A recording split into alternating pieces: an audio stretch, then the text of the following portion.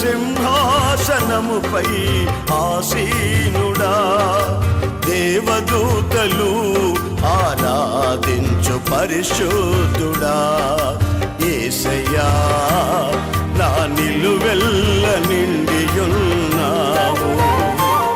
నా మనసారని సన్నిధిలో సాగిలపడి నమస్కారము చేసెదా, సాగిలపడి నమస్కారము చేసెదా.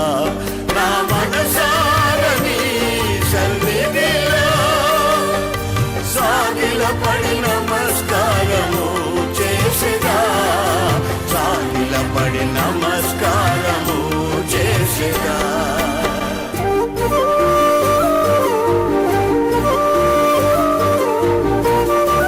కూడి వచ్చిన దేవుని బిడ్డలను మీ అందరికీ పేరు పేరున హృదయపూర్వక వందనాలు.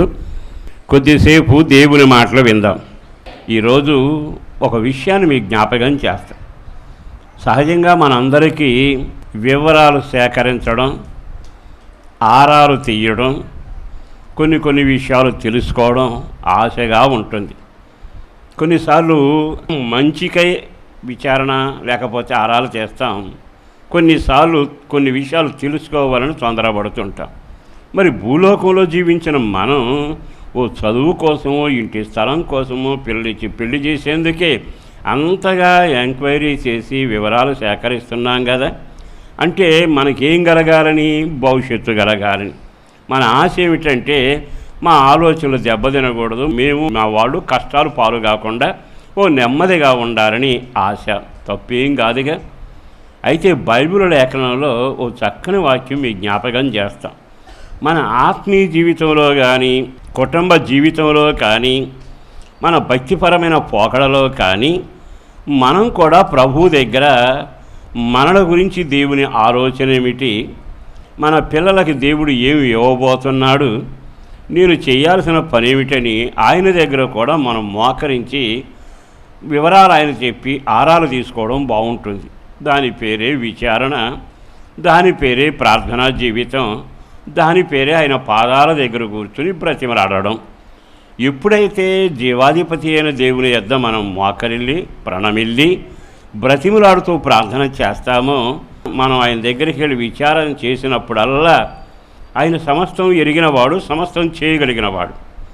ఆహా, ఈ విషయం నన్ను విచారిస్తూ నన్ను అడుగుతున్నావు కదా, ఈ పని నువ్వు చెయ్యి, నీ క్షేమం కలుగుతుంది అని వాక్కు ద్వారా మాట్లాడతాడు, స్వరం ద్వారా మాట్లాడతాడు, దర్శనం ద్వారా మాట్లాడతాడు, కొన్నిసార్లు మనస్సాక్షి ద్వారా కూడా మనల్ని నడిపిస్తాడు.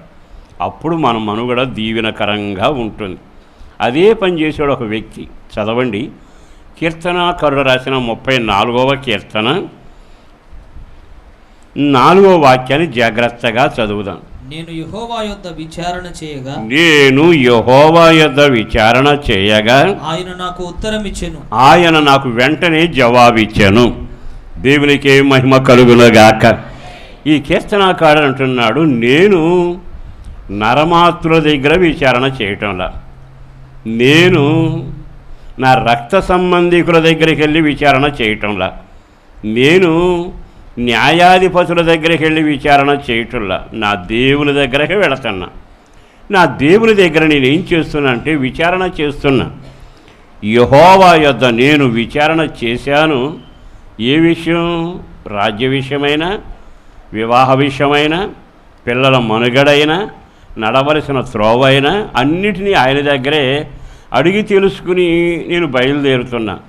అలా ప్రార్థన చేసి విచారణ చేసినప్పుడల్లా నా దేవుడు ఎంత నమ్మదగిన వాడండి, ఆయన నా మనవి వినబడగానే వెంటనే జవాబిస్తున్నాడు. నేను చెప్పగలిగిన మాట, ఎన్ని సంవత్సరాల నుంచి ప్రభువులో సాగినా, వాక్యమంతా మనకి వడబోసినట్టు అనిపించిన, ప్రసంగాలన్నీ ఆయువు పట్టులాగా మన చేతిలో ఉన్న, నాకంతా తెలుసనే ఒక జ్ఞానం కుమ్మరించబడిన, నువ్వు ఎవరవై ఉండాలి అంటే ప్రతి క్షణం దేవుని దగ్గర జవాబు పొందే వ్యక్తిలాగా ఉండాలి. ఒక్క క్షణం ఆగి ఆలకించండి. చాలామంది వస్తారు, చెప్పి వెళ్ళిపోతారు. కొంతమంది వస్తారు, దేవుని దగ్గర జవాబు తీసుకుని వెళతారు. మనం ఎవరవై ఉండాలో తెలుసా? చెప్పడం కాదు, మనం అడగటం కాదు, అడిగినవన్నీ పొంది వెళ్ళాలి. ఆయన దగ్గర అందుకుని బయలుదేరి వెళ్ళాలి. ఎప్పుడైతే మనం ఆ కోవకు చెందుతామో, అంటే దేవుని దగ్గర అడిగి ఆయన దగ్గర పొందుకుని వెళ్ళే ఒక విచారణ కర్తలాగా, ఓ ప్రార్థనా పరుడులాగా, దేవుని పాదాలు పట్టుకుని బ్రతిమలాడే వ్యక్తిలాగా మీరు ఉండాలి. అది నాకు మీకు అవసరం. కనుక నాకు బాగా ప్రార్థన తెలుసని దేవుని జవాబు పొందకపోతే, నేనంతా ఎరుగుదని అనుకుంటూ జీవితంలో నెమ్మది లేకపోతే, ఇన్ని సంవత్సరాల్లో ఒక్కసారి లెక్కలు చూసుకుంటే ఎన్ని ఆయన దగ్గర పొందావు, ఎన్ని విషయాలు నువ్వు పొందకుండా అయిపోయావు. చెప్పడం మాత్రం చెబుతున్నావు, కానీ పొందుకుని వెళుతున్నావా? దేవుని యొక్క విచారణ అంటే పద్యం అప్పజెప్పి వెళ్ళడం కాదు, నా అవసరాలు ఇది అని వివరించి వెళ్ళటం కాదు. ఆయనను ఒప్పించాలి, బ్రతిమలాడాలి. అది అవునైనా కాదైనా జవాబు పొంది వెళ్ళాలి. ఇంకో మాట చెబుతాను, కొన్నిసార్లు అది ఆ పని చేయబాకు అన్నది జవాబే. మాటిమాటికి ఆ విషయం నాకు చెప్పొద్దు, అది జవాబే. మీరు అడిగారు కదా, మీరు వెళ్ళండి, కార్యం జరుగుద్ది, అది జవాబే. అంటే అవునని కానీ కాదని కానీ ఏదైనా కానీ దేవుని దగ్గర జవాబు పొంది వెళ్ళగలగాలి. దాని పేరే విచారణ. ఈ శుభవేళ ఈ మాటలు వింటున్న తర్వాత ఒక క్షణం ఆగి ఆలకిస్తే, బైబిల్ లేఖనం ప్రకారం నేను యెహోవా యొద్ద విచారణ చేశాను. విచారణ చేస్తే ఆయన నాతో మాట్లాడటం మొదలుపెట్టి జవాబిచ్చాడు. కొంతమందిని ఈరోజు జ్ఞాపకం చేస్తాను, జాగ్రత్తగా వినండి. మొదటిది దావీదట. గొర్రెల కాపరిగా ఉండి రాజభవనాల్లో అడుగుపెట్టి యుద్ధాలు చేస్తూ రాజింటు బిడ్డగా బ్రతుకుతూ మొత్తం మీద ఇక రాజరకానికి వచ్చాడు. రాజరకానికి రాగానే ఇతనికి గొర్రెల పెంపకం తెలుసు, నీటి మడుగులు తెలుసు, పచ్చని మేత ఎక్కడో తెలుసు, రాత్రి జాము ఎక్కడ అయ్యారో తెలుసు. అన్నిటికంటే క్రూర మృగాలు ఎక్కడుంటాయి, మందన కాసినవాడు కదా, అరణ్యంలో తిరిగినవాడు కదా, ఎక్కడుంది అని బాగా వివరాలు చెప్పగలిగిన వాడు. ఇప్పుడు అందులో నుంచి రాజభవనంలో అడుగుపెట్టాడు. అక్కడేమో మోగజీవులు గొర్రెల కాశాడు, వాటిని నడిపించాడు. ఇప్పుడు ఈ సైన్యాన్ని నడిపించాలి, ప్రజలను నడిపించాలి, ప్రభుత్వాన్ని నడిపించగలగాలి. అందుకని ఇతడు ఏం చేశాడో తెలుసా? నేను పెద్ద నేర్పరిని కాదు, పాటగాడినే, కానీ వాయిద్యాలు వాయించడం చేతవును, కానీ ఒడిశలలో రాయిబెట్టి తిప్పడం కుదురుతుంది, కానీ ఈ ప్రజలను నేను ఎలా నడిపించాలి, దీనికి దేవుని యొద్ద విచారణ చేస్తా అని నన్నేం చేయమంటారు, నేను ఎలా వ్యవహరించాలి అని ఆలోచన కలిగిన ఆ వ్యక్తి వెంటనే ఏం చేశాడో తెలుసా? లేఖనాల ప్రకారం ప్రార్థన చేయడం మొదలుపెట్టారు. బైబిల్లో ఒక వాక్యం మీ జ్ఞాపకం చేస్తాను, జాగ్రత్తగా ఆ వాక్యాన్ని చదవండి. సమూయేలు 2వ గ్రంథం 2వ అధ్యాయము మొదటి వాక్యం. ఇది జరిగిన తరువాత యోధా పట్టణంలోనికి నేను పోదునా అని దావీదు యెహోవా యొద్ద విచారణ చేయగా యెహోవా యొద్ద విచారణ చేశాడు. పోవచ్చునని యెహోవా అతనికి సెలవిచ్చెను. నేను పోవలసిన స్థలమేదని నేను ఎక్కడకు పోవాలయ్యా అని ప్రభు దగ్గర విచారణ చేశాడు. హెబ్రోనుకు పొమ్మని ఆయన సెలవిచ్చెను. విన్నారుగా? హెబ్రోనుకి వెళ్ళు, దేవుని పాదాల దగ్గర ప్రార్థన చేయడం, ఆయన బ్రతిమలాడడం, ఆయనకి విజ్ఞాపన చేయడం, ఆయన దగ్గర ఆయన సన్నిధిలో కూర్చోవడం ఒక ఆశీర్వాదకరం. దావీదు కూడా మనకు పరిచయస్తుడే. ఈయన అన్న మాట ఏమిటో తెలుసా? ప్రభువా, నేను ఏ స్థలానికి వెళ్ళాలి, ఆ మార్గాన వెళ్ళొచ్చా వెళ్ళకూడదా? ఇప్పుడు ఎవరితను? బాధ్యత కలిగిన వ్యక్తి. ఆమేన్. ఇప్పుడు ఒక బాధ్యత, శత్రువులు రాకూడదు, వీళ్ళని పోషించాలి, రోగాలు లేకుండా కాపాడాలి, శత్రు భయం లేకుండా కాపాడాలి, వీళ్ళందరినీ నడిపించాలి. అందుకని అప్పుడు గొర్రెలు మూగజీవులు గనక తన ఆలోచన ప్రకారం నడిస్తే సాగిపోయింది. కానీ ప్రజలను నడిపించే బాధ్యత పెరిగిందిగా. ఇప్పుడు నేను మీకు చెప్పాలనుకున్న మాట ఏమిటంటే, చాలాసార్లు అనామకులుగా తిరుగుతాం, అది చేయి నాయన, ఇది చేయి ప్రభు అని. కానీ బాధ్యతలు పెరుగుతాయి. నీ ఇంట్లో 2 పిల్లలు పుట్టారా, బాధ్యతలు పెరిగాయి. నీ ఇంట్లో మారని భర్త ఉన్నాడా, మార్చుకునే బాధ్యత పెరిగింది. నువ్వు సంఘంలో సభ్యుడు అయ్యావా, అయ్యాక నీకు సంఘాన్ని గురించిన ఒక భారం ఉంటుంది. చాలాసార్లు మనం వాళ్ళు అనుకునేది ఏమిటంటే, సంఘానికి రావటం అంటే ఆరాధనకు వచ్చి చప్పట్లు కొట్టి వెళ్ళడం అని కాదు. దీని పేరు శరీరం. ఆయన అన్నాడు కదా, శిరసాయన శరీరం సంఘం.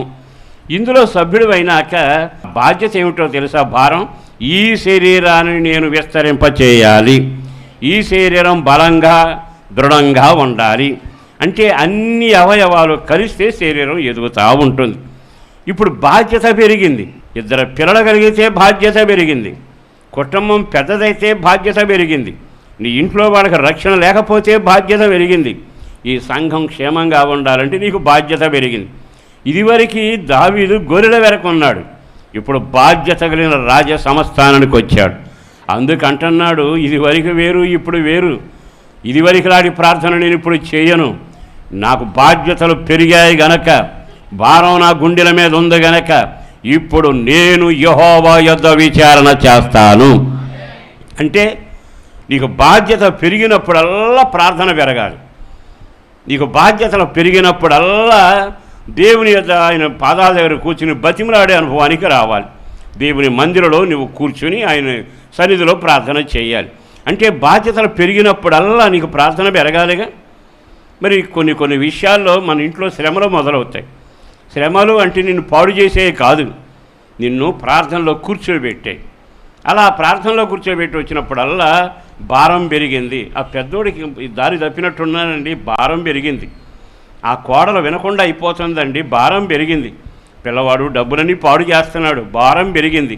అయ్యో రాకడొస్తుంది, అందరూ రక్షించబడ్డారు, నా ఇంట్లో వాళ్ళు మందిరానికి రాకపోతున్నారు, చల్లబడిపోయారే, భారం పెరిగింది. మరి భారం పెరిగినప్పుడు యెహోవా యొద్ద దావీదులాగా నీవు విచారణ చేయాలిగా, విచారణ కూర్చోవాలిగా. అప్పుడు అంటున్నాడు, ఈ సమస్య పెరిగింది గనక, రాజరకానికి వచ్చాను గనక, ఇప్పుడు నేను బాధ్యత కలిగిన ఒక అనుభవంలో ఉన్నాను, నేను యెహోవా యొద్ద విచారణ చేస్తాను. చేతులెత్తి ఆమేన్ చెబుదాం. హల్లెలూయా. ఎప్పుడైతే బాధ్యత ఎరిగి ప్రార్థన చేస్తావో, జాగ్రత్తగా వినే మాట, బాధ్యత వెలిగి ప్రార్థన చేస్తే ఆయన ఏమంటున్నాడు తెలుసా? దావీదు, నా దగ్గర నువ్వు విచారణ చేస్తున్నావుగా, హెబ్రోనుకు వెళ్ళు. హెబ్రోను అంటే అర్థం ఏమిటో తెలుసా? సంఘ సహవాసము. ఎక్కడికి వెళ్ళాలి ఇప్పుడు? సంఘ సహవాసానికి వెళ్ళు. నీతో పరిశుద్ధులు ఉన్నారుగా, నీతో పరిశుద్ధమైన జీవితం జీవించే భక్తులు ఉన్నారు కదా, వాళ్ళతో కలు. హెబ్రోన్ అంటే సహవాసం, దేవునితో సహవాసం, సంఘంతో సహవాసం, పరిశుద్ధులతో సహవాసం, ప్రార్థనాపరులతో సహవాసం, నీ సేవకునితో నీకు సహవాసం. ఎప్పుడైతే దేవుడు ప్రార్థన చేశాడో, హెబ్రోనుకి వెళ్ళని దేవుడు చెప్పాడుగా, వెంటనే అతడు హెబ్రోనుకు వెళ్ళి సహవాసంలో దీవించబడుతూ వర్ధిల్లుతూ వచ్చాడు. మరి ఈ రోజున ఈ మాటలు విన్నాక మన కుటుంబ సమస్యలు పెరుగుతున్నా కొద్దీ, మన సమస్యలు ఎక్కువవుతున్నా కొద్దీ, అన్నిటికంటే పిల్లల భారం మన గుండెల మీద కుంపడిలాగా మారినప్పుడల్లా విచారణలో కూడా నువ్వు బలపడాలిగా, ప్రార్థించడంలో కూడా మెరుగవ్వాలిగా. దేవుని యొద్ద విచారణ చేసి నేను జవాబు పొంది వెళ్ళాలి. ఒక్క క్షణం ఆగి ఆలకిస్తే దేవుడు నీతో మాట్లాడునుగాక. ఆయన మాట ద్వారా వెళ్ళవలసిన స్థలాన్ని నేర్పించి, ఈ మార్గాన వెళ్ళబాకు, వీళ్ళతో సహవాసం చేయబాకు, ఆ వస్తువు ముట్టబాకు, దీన్ని తినబాకని దేవుడు చెబుతూ ఉంటే, దేవుని నడిపింపులో, దేవుని సహవాసంలో హెబ్రోనుకు వెళ్ళే మార్గం నీకు బోధించబడునుగాక. రెండవ మాట చెబుతాను. ఇదే దావీదు 30వ అధ్యాయంలోకి వెళదాం. 30వ అధ్యాయం 8వ వాక్యంలోకి వెళ్ళండి. నేను ఈ దండును తరిమిన ఎడల దాన్ని కలుసుకొందును అని. దేవా, ఈ దండు వచ్చి నన్ను నా వాళ్ళంతా దోసుకుపోయారు.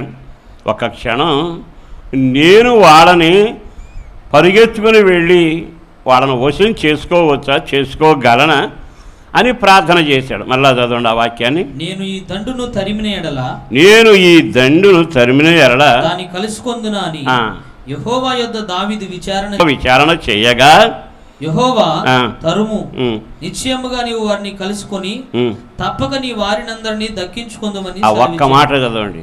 నువ్వు నేను చెప్పినట్టుగా విచారణ చేసావుగా, పొమ్ము బయలుదేరి వెళ్ళు. బయలుదేరి వెళితే ఫలితం ఏమిటి? నీ వారిని దక్కించుకుంటావు. ఆ మాట మళ్ళీ చదువునా. నేను ఈ దండును తరిమిన ఎడల దాన్ని కలుసుకొందునా. వారిని కలుసుకోగలనా? ముఠా, పెద్ద ముఠా వచ్చారుగా, వాళ్ళంతా దోసుకుని వెళ్ళిపోతున్నారు.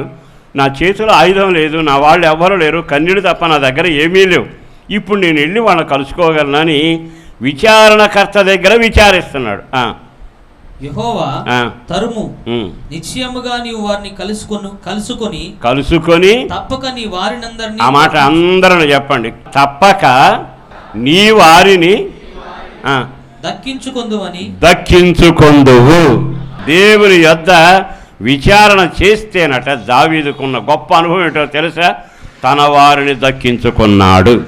ఒక్క క్షణం నీ వారిని దక్కించుకున్నావా? నీ భర్తను దక్కించుకున్నావా? నాశనం నుండి నీ పిల్లలను దక్కించుకున్నావా? నష్టం నుండి నీ వ్యాపారాన్ని దక్కించుకున్నావా? పతనావస్థలో నీ పవిత్ర జీవితాన్ని దక్కించుకున్నావా? నువ్వు పరిగెత్తుకు వెళుతున్న మార్గంలో అనేక రకాల శోధనలు వచ్చాయి, కానీ నీ విశ్వాసాన్ని దక్కించుకున్నావా? దేవుడిచ్చిన కృపను దక్కించుకున్నావా? విచారణ చేస్తే, మందిరానికి వచ్చి మోకరిస్తే, ఆయన పాదాలు పట్టుకుని బ్రతిమలాడితే, దేవుని సన్నిధిలో నువ్వు చేసే విచారణ వల్ల జరిగేదేమిటో తెలుసా? నీ వారిని దక్కించుకుంటావు. నేను ప్రార్థన చేశాను, వాళ్ళింట్లో వీళ్ళింట్లో కార్యం జరగడం కాదు. నీ వాళ్ళని దక్కించుకున్నావా? నీ కుటుంబాన్ని రక్షించుకున్నావా? నోవాహు ఉన్నాడు, తన కుటుంబాన్ని రక్షించుకున్నాడు. బైబిల్ లేఖల్లో కనబడుతుందిగా. మరి ఈ రోజున భక్తులమైన మనం మన కుటుంబాన్ని ఎందుకు దక్కించుకోవటంలా? మన బంధువులను ఎందుకు దక్కించుకోవటం? నాశనం నుండి, శత్రువు నుండి మనం వీళ్ళని ఎందుకు దక్కించుకోలేకపోతున్నాము? ఎందుకో నా యేసును బట్టి బ్రతిమలాడుతూ దండం పెట్టి చెబుతున్నా, నేను యెహోవా యొద్ద విచారణ చేశాను, ఆయన నాకు జవాబిచ్చాడు. ఆయన ద్వారా నేను జవాబు పొందాను. జవాబు పొందకుండా ఎన్ని ఆదివారాలు, శనివారాలు, బుధవారాలు, కొన్ని వారాలు వచ్చిపోయినా ఫలితం శూన్యం. నువ్వు జవాబు పొంది వెళ్ళే వ్యక్తిగా ఉందవుగాక. అట్టి విచారణ నీకు మొదలవునగాక. అట్టి పాదాలు పట్టుకునే బ్రతిమలాడే జీవితం ఉండునగాక. కృపచేత మీరు నింపబడుదురుగాక. నా యేసును బట్టి బ్రతిమలాడుతూ దండం పెడి చెబుతున్నా, దావీదు చెప్పినట్లుగా తన జీవితంలో ప్రభు దగ్గర ప్రార్థన చేశాడట. ఆశ్చర్యమైన కార్యం ఏమిటో తెలుసా? నిశ్చయముగా వెళ్ళవలసిన హెబ్రోనుకు దేవుడు నడిపించాడు. రెండవది, తన వాళ్ళందరినీ పోగొట్టుకున్నాడు. ఈ రోజున మన వాళ్ళని పోగొట్టుకోకూడదుగా, మన తలాంతులు పోగొట్టుకోకూడదుగా, మన ప్రార్థనా జీవితం పోగొట్టుకోకూడదుగా, మన కృపగలిగిన జీవితాన్ని పోగొట్టుకోకూడదుగా. మునుపున్న ఆత్మ లేదు అంటున్నావుగా, మునుపు చేసిన ప్రార్థన చేయలేకపోతున్నాను అంటున్నా, సాతాను వశం అయిపోయిందిగా. ఈరోజు నువ్వు దక్కించుకోగలవు. మరలా మోకాళ్ళ మీదకి రాగలిగితే, దేవుని యొద్ద విచారణ చేయగలిగితే, నీ సొత్తు నీవు దక్కించుకుంటావు, నీ వాళ్ళను నీవు దక్కించుకుంటావు, నీ కుటుంబాన్ని నీవు దక్కించుకుంటావు. కృప కలుగునగాక. నా యేసు బలమైన కార్యాలు చేయబోతున్న వేళ మరి యెహోవా యొద్ద విచారణ చేస్తే బాగుంటుందిగా.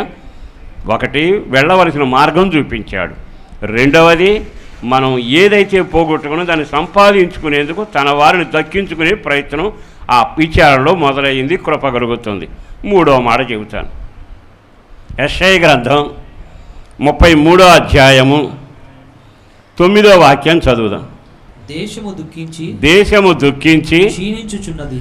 దేశము దుఃఖిస్తూ క్షీణిస్తుంది. లెబానోను సిగ్గుపడి వాడిపోవుచున్నది. షారోను ఎడారి ఆయను. బాషానును కర్మెలును తమ చెట్ల ఆకులను రాల్చుకొనుచున్నవి. ఇక్కడ కొన్ని స్థలాల పేర్లు, కొన్ని ప్రాంతాలను చెప్పాడు. దేశం ఎట్లా ఉందట? దుఃఖపడుతూ క్షీణించిపోతుందట.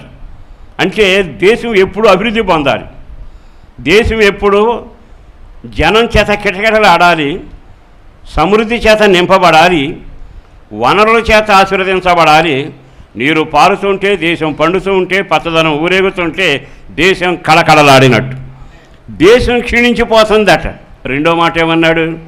లెబానోను సిగ్గుపడి, లెబానోను పర్వతం మామూలు పర్వతం కాదు. లెబానోను స్థలం కానీ ప్రాంతం కానీ అందరూ ఏమన్నాడు తెలుసా? ఏ ప్రాంతమైనా ఎండిపోవచ్చు కానీ ఈ ప్రాంతం ఎండిపోదండి. ఆ ప్రాంతాలకు వేరు, ఈ ప్రాంతానికి వేరు. అంత ఆనందంగా తలెత్తుకు తిరిగిన ప్రాంతం.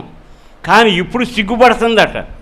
నేను ఎందుకు ఈ మాట చెబుతున్నాను అంటే, ఒకప్పుడు సంఘంలో కానీ, సహవాసంలో కానీ, ప్రార్థనలోనే కానీ, కృపలో కానీ దేవుడు నీకు ఇచ్చిన తలాంతులు, దేవుడి ద్వారా పొందిన మేలులతో నువ్వు ఎంత తలపైకి ఎత్తుకుని ఆనందంగా ప్రజల మధ్యలో తిరిగా. మరి ఈరోజు ఎందుకు సిగ్గుపడుతున్నా? నీ ఆత్మీయ జీవితం ఎందుకు క్షీణించిపోయింది? తల ఎత్తుకు తిరిగిన వ్యక్తి తలదించుకుని వేదన పడే పరిస్థితి అట. అది ఒకటేమో క్షీణిస్తుందట, రెండవ మాట ఏమో సిగ్గుపడుతుందట, మూడో మాట ఏంటి?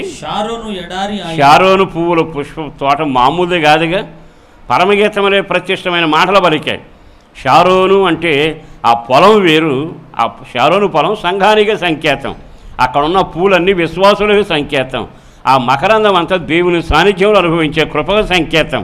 విచిత్రం ఏమిటో తెలుసా? షారోను ఇప్పుడు ఏమైపోయింది? ఎడారి ఆయను. నా మాట జాగ్రత్తగా వినండి సహోదరులారా. ఒకటి క్షీణించిందట, రెండవది సిగ్గుపడుతుందట, మూడవది ఏంటి? ఎడారి అయిపోయిందట, నాలుగవది ఏమైంది? బాషాను కర్మేలును తమ చెట్ల ఆకులను రాల్చుకొనుచున్నవి. ఇక రాలిపోతున్నాయంట ఆకులు.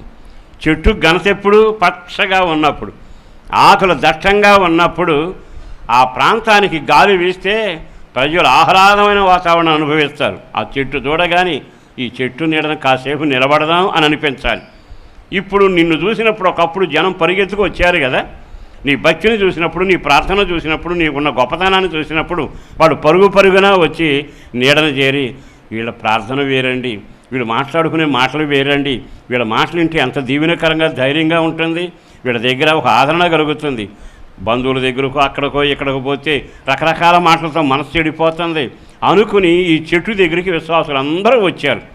ఇప్పుడేమైంది? ఆ చెట్టు ఆకులు రాలిపోతున్నాయి. అంటే అర్థం ఏంటంటే తన జీవం పోతా వచ్చింది. ఇక ఆకులు రాలిపోయినా ఎండిపోయిన చెట్టు దగ్గరకు వచ్చి ఎవరు నిలబడతారు?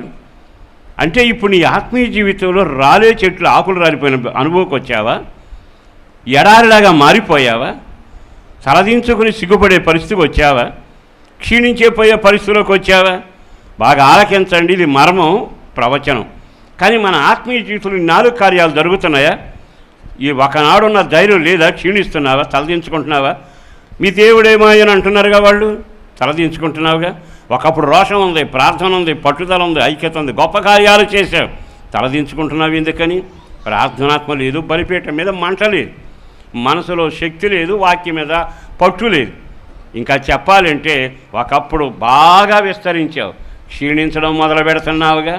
దుఃఖిస్తున్నావు, క్షీణిస్తున్నావు. చూడగానే ఏంటంటే ఇంత మార్పు వచ్చింది ఇతనిలో.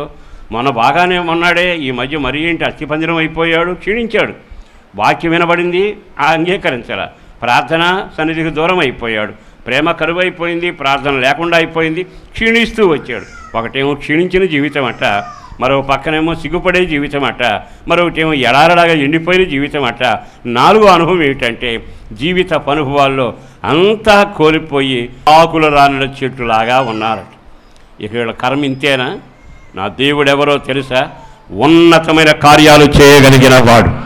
ఇప్పుడు ఒక వాక్యం చెప్పి ప్రార్థన చేస్తాను. యెషయా గ్రంథం 65వ అధ్యాయము 10వ వాక్యం. నన్ను గూర్చి విచారణ చేసిన నా ప్రజల నిమిత్తము షారోను గొర్రెల మేత భూమియగును. ఎండిపోయిన ఎడారిలాగా ఉన్న షారోను ఇప్పుడు మేత భూమిగా మారబోతా ఉంది. ఎండిపోయిందట ఎడారిలాగా. ఏం చేశారు? కాలువ వేసానని రాయల, ఎరువు జల్లినని రాయల. ఏమని రాశాడు అక్కడ? 10వ వాక్యం ప్రారంభించండి. నన్ను గురించి వాళ్ళు ఏం చేశారు? నా ప్రజల నిమిత్తము. నన్ను గురించి విచారణ చేసిన నా ప్రజల నిమిత్తం అంటే అర్థం ఏమిటి? నా దగ్గర విచారణ చేయడం మొదలుపెట్టారు. ఎండిపోయిన వాళ్ళే, సిగ్గుపడే వాళ్ళే, ఆకులు రాలిపోయినట్టు అయిపోయింది భక్తి.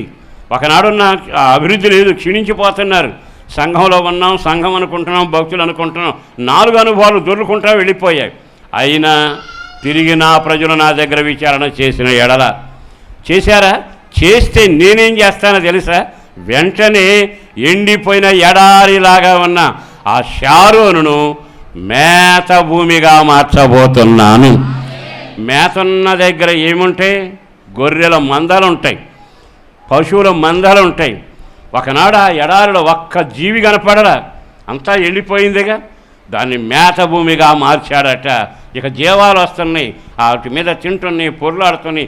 ఆహ్లాదం వేరుగా గొర్రెల కాపర శబ్దాలు వినబడుతున్నాయి, గొర్రెల కాపరల కేకలు వినబడుతుంది, గొర్రెల కాపరల సందేశం వినబడుతుంది, గొర్రెల కాపర ఆనందం వినబడుతుంది. నా యేసుని బట్టి బ్రతిమలాడుతూ దండం పెట్టి చెబుతున్నా, నీవు ఎండిపోయినట్టున్నా, చల్లబడిపోయినట్టున్నా, వెనకబడిపోయినట్టున్నా, ఆరిపోయినట్టున్నా, నమ్మకం మిగిలిపోయి శవంలాగా మిగిలిపోయినా, ఎముకే మిగిలి శరీరం ఊడినట్టు అనిపించినా, మీ ఆత్మీయ జీవితంలో సిగ్గుపడే స్థితిలో ఉన్నా, ఆకులు రాలినట్టుగా ఉన్నా, క్షీణించిపోతున్నా, నా దేవుడు మరలా అద్భుతం చేయబోతా ఉన్నాడు. నా దేవుడు మరలా కనికరించబోతా ఉన్నాడు. ఎప్పుడో తెలుసా? నా జనుడు నా యొద్ద ఏం చేయగలగాలి? విచారణ చేసిన ఎడల ఈ ఎండిన భూమిని, ఈ పతనమైన కుటుంబాన్ని, నష్టపోయిన ఈ వ్యాపారాన్ని, చెదిరిపోయిన ఆ కుటుంబాన్ని, పిల్లలు చేదారిపోయిన ఆ కుటుంబాన్ని పచ్చిగా కలిగిన మేత భూమిగా నేను మార్చబోతున్నాను. దేవునికే మహిమ కలుగునగాక. ఈరోజు దైవజనుడు చెప్పినట్లుగా నేను యెహోవా యొద్ద విచారణ చేయగా ఆయన నాకు జవాబిచ్చాను. విచారణ చేశాను, వెళ్ళవలసిన హెబ్రోనుకు నడిపించాడు. నేను విచారణ చేశాను, నా వారిని నేను రక్షించుకున్నాను. నేను యెహోవా యొద్ద విచారణ చేశాను, తిరిగి మరలా నా చరిత్ర మారుతూ వచ్చింది. ఎండిపోయిన బ్రతుకు మరలా పచ్చదనంతో ప్రారంభమయ్యింది. ఒక సేవకుడిగా ఈరోజు మీ కొరకు ప్రార్థన చేయాలని కోరుకుంటున్నా. మరలా వైభవం మొదలవునగాక, ఆసక్తి మొదలవునగాక, ప్రార్థనాత్మ చేత నింపబడుదురుగాక. కుటుంబాలుగా మందిర దీవెనల చేత మీరు నింపబడుతూ ఎండిపోయిన షారోను, ఆ స్థలం, ఆ భూమి మేత భూమిగా మారునగాక. అట్టి కృప నాకు దయచేయి ప్రభా. బతికొన్నాను కానీ సిగ్గుపడుతున్నాను, బతికొన్నాను కానీ ఎండిపోయాను. షారోను పొలం అంటున్నాను కానీ విలువ లేకుండా పోయింది. క్షీణించిపోతున్నానయ్యా భక్తిలో. నాకన్నా వెనకొచ్చిన వాడు బాగానే బలం పొందుతున్నారు. క్షీణించిన ఒక వ్యక్తిలాగా ఉన్నాను, ఆకులు రాలు చెట్టులాగా ఉన్నాను. ఈరోజైనా నన్ను కనికరించవా అంటూ ఆయన దగ్గర విచారణ చేయగలిగితే దేవుని కనుదృష్టి మీదకు వచ్చునగాక, ఆయన కృప నిన్ను ఆవరించునగాక. మోకరిద్దామా? అందరూ మోకరించండి. పరిశుద్ధుడును ప్రేమామయుడు నా ప్రభు, వందనాలయ. అపారమైన నీ ప్రేమ కొరకు ధన్యవాదాలు. ఈ శుభవేళ నీ వినిపించిన మాటలను బట్టి వందనాలు. మా బ్రతుకులు ఎలా ఉన్నాయో అర్థమవుతున్నాయి. నీ వైపు తిరిగి విచారణ మొదలు పెడితే, నీ పాదాలు పట్టగలిగితే, మోకాళ్ళు వంచగలిగితే, అయ్యాని పిలవగలిగితే, కన్నీటితో నీ పాదాలు తడపగలిగితే ఎండిపోయిన జీవితాలు మేత భూమిగా మారబోతా ఉన్నాయి. వినూతనమైన కార్యం జరిగించబోతున్నందుకు వందనాలు. చేతులెత్తిన ఈ ప్రజలను దర్శించండి. ప్రార్థనలో పాల్గొందిన వారిని వీరిని దర్శించండి. ఒక బలమైన కార్యాన్ని జరిగించండి. ప్రజల్లో ఆసక్తిని చూడగలగాలి. మరలా మేత భూములుగా ప్రజలు మారాలయ్యా. ఎండిపోయిన చెట్టులాగా విశ్వాసులు ఉండకూడదు ప్రభువా. కార్యాన్ని జరిగించండి. భక్తి, శక్తి, ప్రార్థన, పవిత్రత, పరిశుద్ధాత్మ నింపుదలలో ప్రజలను మేము చూడగలగాలి. అట్టి కార్యం మా జీవితాల్లో జరిగించాలయ్యా. ఇవి అలా చేయబోతున్నందుకు వందనాలు. మీరు మహిమ పొంది దీవెన, నెమ్మది, క్షేమం కలుగు చేసి బలమైన కార్యం ద్వారా దీవించి నడిపించమని యేసు శక్తి కలిగిన నామాన్న ప్రార్థించి విన్నవించి వేడుచూ ఉన్నాము తండ్రి. ఆమేన్. మీ ప్రార్థనా వసతుల కొరకు మమ్మలను సంప్రదించవలసిన మా చిరునామా పాస్టర్ దేవదాస్ గారు, వస్తున్నామండి, న్యూజివీడ్ రోడ్డు, హనుమాన్ జంక్షన్, కృష్ణా జిల్లా, ఆంధ్రప్రదేశ్. మా ఫోన్ నెంబర్లు 08656242751, మరి ఒక నెంబర్ 9440772772.